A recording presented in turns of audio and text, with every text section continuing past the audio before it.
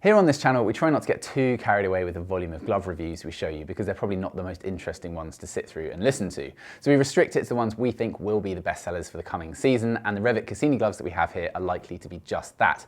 Essentially, they take the same idea established by last season's bestseller, the Revit Hydra 2s, and evolve and refine it to make, I think, pretty much the perfect winter urban riding glove.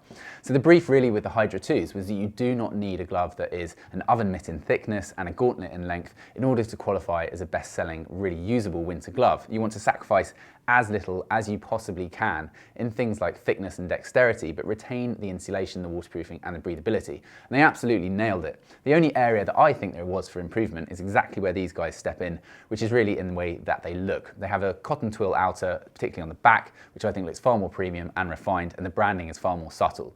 So these come in at $74.99, just like the Hydra 2s, which do continue into this season. And for me, therefore, these get the nod because they just look nicer. We've got the black, the green, and the dark grey, all in stock and available now. The sizing is very straightforward, so a large being an 8.5 inch circumference around the hand, and I come in just under that, therefore I can get in the mediums or I can get in the large. I'd probably go for the large, but the size guide really is very straightforward and true to size. There's a great fit and a great feel to the Revit gloves. But these basically tick every single box a winter glove could, so you've just got to be okay with the fact that they are a shorter cut around the cuff. And for me, that's absolutely fine. I used the Hydra 2s last season in the very depths of winter, and I can't think of a single day it was actually so cold that I wanted to go for longer gauntlet length gloves.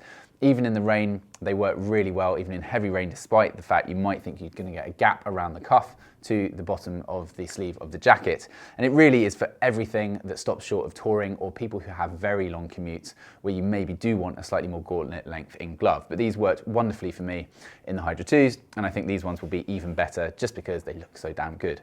So these ones then with that PU insert on the back of the knuckles, giving you this hard protection, which is neatly integrated, and it's still covered with that cotton twill just to integrate it really smartly so it doesn't stick out and look too garish. With the double stitching around it, as you can see, you've got rib sections on the backs of the fingers, which adds for the dexterity, and you've got the reflectors on those 3 fingers as well, on the main fingers on the back of the hand, and the Revit logo here on the back of the wrist is far more subtly integrated than the massive Revit writing was down the side of the Hydra 2s, which is a big win for this glove in my book.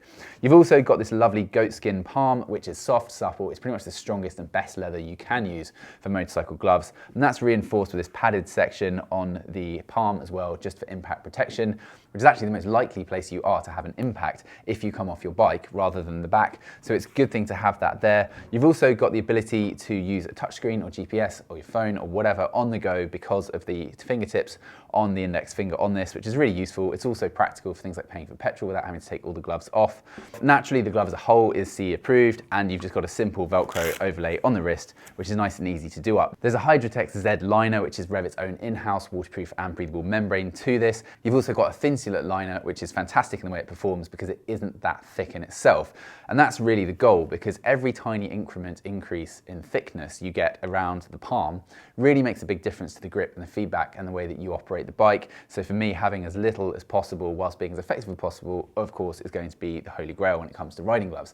So we think that these will sell very well. They're reasonably priced and they're put together really wonderfully, ticking every box, as I say, really from a winter glove if you're happy to forego the slightly longer cuff, which a lot of people seem to be.